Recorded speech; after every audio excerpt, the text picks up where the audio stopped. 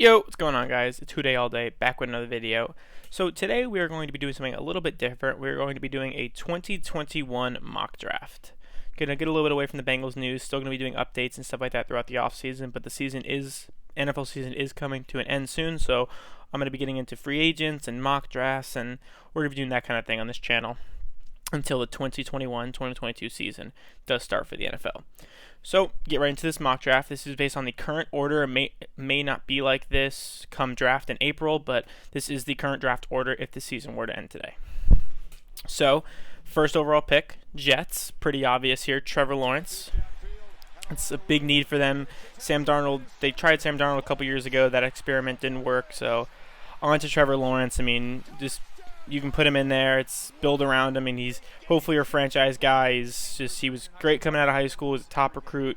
Went to Clemson. He's on his third year of starting. He's been in 2 national championships in 2 years. Just all around stud. And bring him in there and build around him.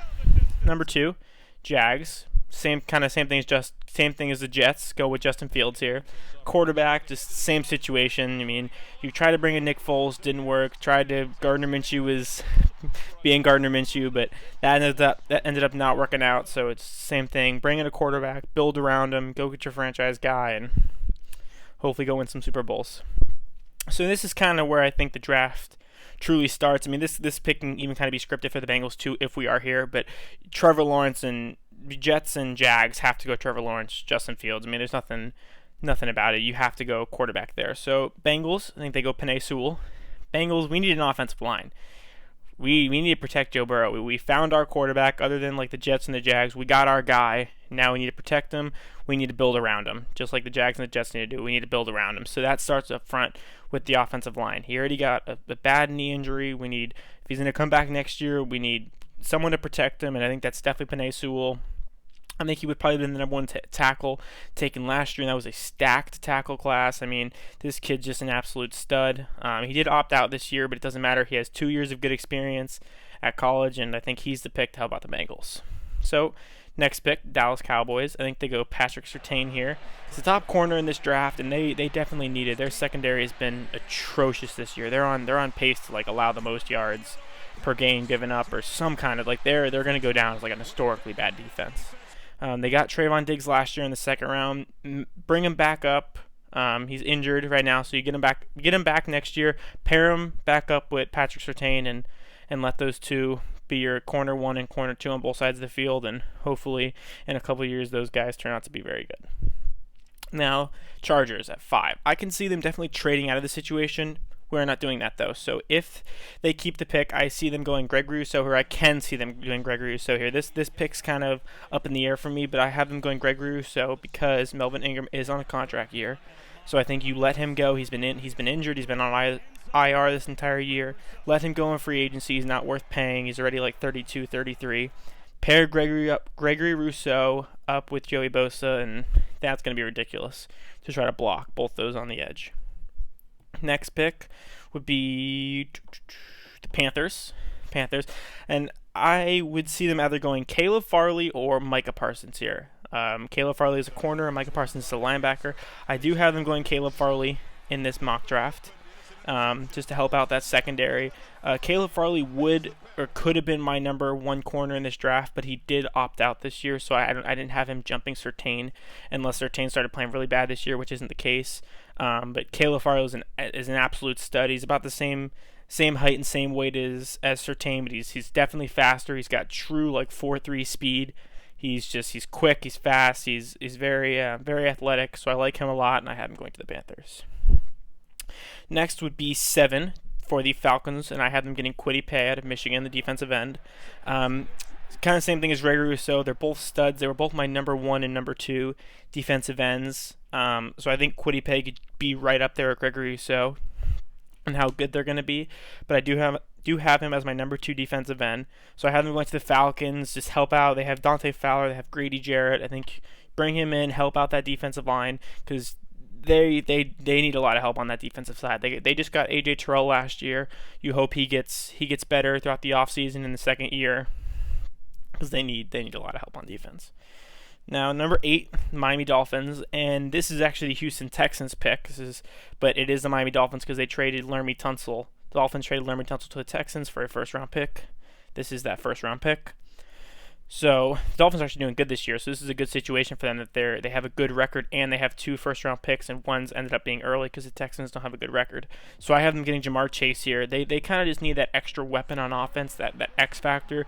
You have Devontae Parker who's been okay these last 2 years. Kind of got to a slow start, but he was good last year, and then he's doing okay this year. Nothing crazy, but he wasn't really the receiver that they completely drafted. Hasn't completely lived up to the expectations. So I think you go Jamar Chase, best receiver in this class, and this is a good top-heavy receiving class. But it doesn't matter. Jamar Chase is just an absolute stud. He set records last year. He did have Joe Burrow, but it doesn't matter. Like he set records last year in college football. He was a stud in the national championship or stud in one of the playoff games. Like he was just a straight up baller. So I think you add that X factor to their offense in Jamar Chase. 9, Eagles. Same thing. I think they need that. They did just get Jalen Reagor last year. They do have Miles Sanders and Dallas Goedert, but I still think they need that another X factor offensive player. You can definitely go defense with this pick, but if you're going to have Hurts in there, I think you need to surround him with more weapons. I think they go Devontae Smith in this pick, and who's been absolutely balling. I was really in between Devontae Smith or Jalen Waddle, both out of Alabama. But I did go with Smith. This is the first time in his Alabama career with Jalen Waddle's injury that he's actually been the number 1 receiver. He didn't really get too much playing time his freshman year. And then his sophomore year, when he really started to get playing time, he had Calvin Ridley was there sophomore year. His junior year, Jerry Jeudy was there. And now his senior year, Waddle was there. So Waddle got injured, and it's like, all right, so can this kid for the first time in his Alabama career really step up and be that number 1 receiver? He definitely can. So he's just great. Another, like I said, X factor pick, and just bring him in there. So 10th overall, Giants, and this is where I finally have Micah Parsons being taken. Honestly, I don't even know if he's going to go this far because Micah Parsons is an absolute stud.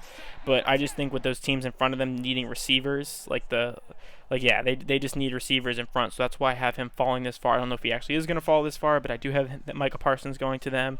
He's an absolute stud. I mean, he can play coverage. He used to play corner like back in high school. So high school level is a little bit different, but he can play coverage. He can come off the edge. Like he's a linebacker who can play coverage and come off the edge. I mean, he's just all around sideline to sideline linebacker, and he's just an absolute stud. So now, for the 11th pick, they're doing the top 12 picks, and I'm going to make another video later so the video isn't too long. So for the 11th pick, this is where I have another receiver going with the Lions, having Jalen Waddle go. They have Marvin Jones on a contract year. They have Kenny Golladay on a contract year. So I mean, you hope to bring those guys back. Let's just say in a crazy world they don't re-sign either of them. They don't have a receiving core. So even if you do bring those guys back, I still think you got to go Jalen Waddle. Matthew Stafford I don't care what anyone says about him. I think he's one of the most underrated quarterbacks. I mean, he's just in a horrible team. They drafted him with the first overall, and he's had great seasons. And I feel like he's always injured. No, he's fighting through injuries because they don't give him help, and he's not nearing the end of his career, but he's definitely on the backside of his career. He's leaving his prime semi soon. He's definitely, I think he's 31, 32, so he's got 2-3 years left, really, of that probably productivity before he starts to decline. And I think they're not going to win a Super Bowl, but you got to put more people around him. So I see them getting Jalen Waddle. Like I said, he's just an absolute stud. Just will add another level to that. Add another level to that offense. And yeah, so I think that's the pick. And for the last pick, 49ers, I have them grabbing J.C. Horn out of South Carolina. They need another corner. Richard Sherman's already said that he would like to re-sign, but it doesn't seem likely. So they're going to have to bring in another corner. That defensive line is still great. Once Nick Bosa comes back, once Solomon Thomas comes back, they got Javon Kinlaw in last year's draft. That defensive line is completely chilling. That's a top defensive line group in the NFL. So just go out there and just get some secondary help, just to shore up that secondary completely. I mean, their secondary isn't bad, but if Richard Sherman's going to be gone, you're going to want a replacement, and I think they go J.C. Horn. So yeah, so like I said, I'm going to be making another video with the rest of the picks. Didn't want to make this one too long. So if you guys enjoyed this, please like and subscribe, and I will make another one of these soon. Peace. I'm